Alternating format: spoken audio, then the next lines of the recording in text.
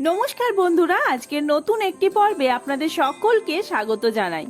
আজকের ভিডিওতে আমরা জ্যৈষ্ঠ মাসের প্রতি মঙ্গলবার মঙ্গলচণ্ডী ব্রত ও পূজার নিয়ম সম্পর্কে আলোচনা করব। মা মঙ্গলচণ্ডী দেবীর অশেষ কৃপা পেতে কমেন্ট বক্সে লিখুন জয় মা মঙ্গলচণ্ডী দেবীর জয়।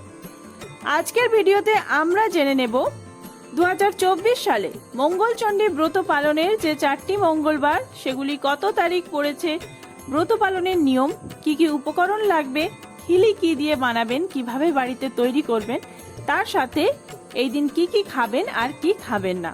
চলুন বন্ধুরা, আর দেরি না করে ভিডিওটি শুরু করা যাক। যদি আমার চ্যানেলে নতুন হয়ে থাকেন অবশ্যই চ্যানেলটি সাবস্ক্রাইব করে এবং লাইক কমেন্ট করে শেষ পর্যন্ত সাথে থাকবেন। জ্যৈষ্ঠ মাসেই এই ব্রত পালন করার নিয়ম রয়েছে। পয়লা জ্যৈষ্ঠ থেকে সংক্রান্তি পর্যন্ত যতগুলো মঙ্গলবার পড়ে তার প্রত্যেক মঙ্গলবারেই নিয়মিতভাবে এই ব্রতের পালন করা হয়। কুমারী ও সধবারা জয় মঙ্গলচণ্ডী ব্রত পালন করতে পারেন। তো চলুন বন্ধুরা, প্রথমেই জেনে নেওয়া যাক 1431 বঙ্গাব্দে 2024 সালে কোন কোন দিন মঙ্গলবার পড়েছে। 2024 সালে জ্যৈষ্ঠ মাসের প্রথম মঙ্গলবার পড়েছে 6 জ্যৈষ্ঠ 1431 বঙ্গাব্দে 21 মে 2024। দ্বিতীয় মঙ্গলবার পড়েছে 14 জ্যৈষ্ঠ 1431 বঙ্গাব্দে 28 মে 2024। তৃতীয় মঙ্গলবার পড়েছে 21 জ্যৈষ্ঠ 1431 বঙ্গাব্দে 4 জুন 2024। চতুর্থ মঙ্গলবার পড়েছে 28 জ্যৈষ্ঠ 1431 বঙ্গাব্দে 11 জুন 2024। অর্থাৎ এই বছর 4টি মঙ্গলবার পড়েছে। আপনারা যদি 4টি মঙ্গলবার কেউ পালন করতে না পারেন অবশ্যই প্রথম মঙ্গলবারটি এবং শেষ মঙ্গলবারটি পালন করবেন এই জ্যৈষ্ঠ মাসে। কথায় আছে যে স্ত্রীলোক জয় মঙ্গলবারের ব্রত পালন করেন সে কখনো জলে ডোবে না, আগুনে পড়ে না, কোনো অস্ত্রের ঘায়ে তার মরণ হয় না, আর কোনো জিনিস হারালেও তা ফিরে পেয়ে থাকেন। এবার চলুন জেনে নেওয়া যাক খিলি কিভাবে বানাবেন। 17টি তুলসী পাতা, 17টি আমন ধানের চাল, 17টি জব এবং 17টি মুগ কড়াই এক টুকরো কলা পাতায় মুড়ে খিলি বানানো হয়। এইভাবে আপনারা খিলি বানিয়ে কলা পাতায় মুড়ে রাখবেন এবং মনে রাখবেন পুজো দেওয়ার পর এই খিলি আপনারা গ্রহণ করবেন। আর কলার সাথে মেখে এই খিলি খেতে হবে, দাঁতে চেবানো যাবে না, অবশ্যই এটি গিলে খেতে হবে। আপনারা যদি বাড়িতে খিলি বানাতে না পারেন আপনাদের পার্শ্ববর্তী বা কাছাকাছি যে সমস্ত মন্দির রয়েছে সেখানে খিলি বিক্রি হয়, সেই খিলি আপনারা কিনেও খেতে পারেন। খিলি খাওয়া হয়ে গেলে ব্রতীরা দিনের বেলায় ফলমূল এবং রাত্রিরে লুচি খেতে পারেন। ময়দার তৈরি যে কোনো জিনিস খাওয়া যাবে, কিংবা আপনারা দিনের বেলায় লুচি আর রাত্রে ফলমূল খেতে পারেন। এছাড়াও সাবু খাওয়া যাবে।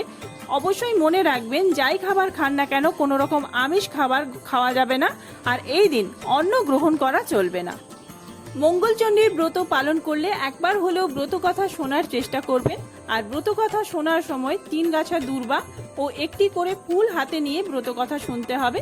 ব্রত কথা শেষ হলে তবেই জল খাবে। জ্যৈষ্ঠ মাসের প্রতি মঙ্গলবার মঙ্গলচণ্ডী ব্রত পালনের পিছনে যে প্রচলিত কাহিনী রয়েছে তা শুনে নেওয়া যাক। এটিই ব্রত কথা। উজানি নগরে এক সওদাগরের বাড়িতে এক বুড়ি ব্রাহ্মণী প্রখর রোদে দুপুরবেলা ভিক্ষা চাইতে এসেছিল। সওদাগরের স্ত্রী তাকে ভিক্ষা দেয় চাল এবং টাকা, কিন্তু তার কোনো পুত্র নেই শুনে বুড়ি তার ভিক্ষে না নিয়ে চলে যান। ভিক্ষে না নিয়ে চলে যাওয়ায় সংসারের অকল্যাণ হবে বলে সওদাগরের বউ কান্নায় ফেটে পড়লেন। তখন সওদাগর খোঁজ করে সেই বুড়ির কাছে যান। বুড়ি তার হাতে একটা ফুল দিয়ে বলেছিল যে তার বউ যদি ফুল ধোয়া জল খায় তাহলে সে পুত্রের জননী হবে। সত্যি তাই হয়েছিল এবং সেই ছেলের নাম রাখা হয়েছিল জয়দেব। এবার সেই বুড়ি ব্রাহ্মণী আর এক সওদাগরের বাড়িতে গিয়ে উপস্থিত হয়েছিলেন।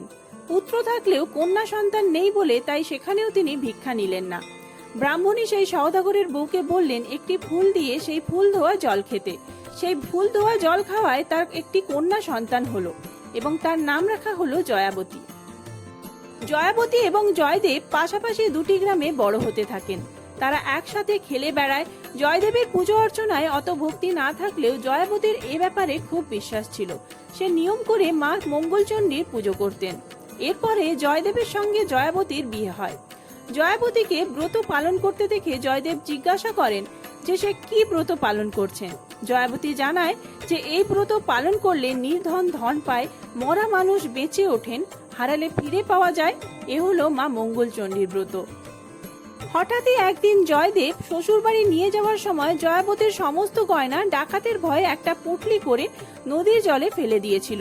জয়াবতীর বিশ্বাসকে পরীক্ষা করার জন্যই সে এটা করেছিলেন। এরপর শ্বশুরবাড়িতে বৌভাতের দিন অতিথি আপ্যায়নের সময় নদীতে জাল ফেলে মাছ ধরা হয়। এত বিশাল সেই মাছ যে কেউ সেই মাছ কাটতে পারছিলেন না। তখন ডাক পড়ে জয়াবতীর। সে মা মঙ্গলচণ্ডীকে স্মরণ করে বঁটি দিয়ে সেই মাছ কেটে ফেলেন অনায়াসে। সেই মাছের পেট থেকে সেই গয়নার পুঁটলি পাওয়া গিয়েছিল, যা জয়দেব জলে ফেলে দিয়েছিলেন। সেদিন থেকে জয়দেব দেবীর মাহাত্ম্য বুঝতে পেরেছিলেন। এইভাবেই দিকে দিকে ছড়িয়ে পড়েছিল মা মঙ্গলচণ্ডীর ব্রতের মাহাত্ম্য। বন্ধুরা, আজকের ভিডিওটি এই পর্যন্তই। এরকম আরো অনেক ভিডিও আসছে। এই ভিডিওটি ভালো লাগলে বন্ধুদের মধ্যে অনেক অনেক বেশি শেয়ার করবেন। ধন্যবাদ।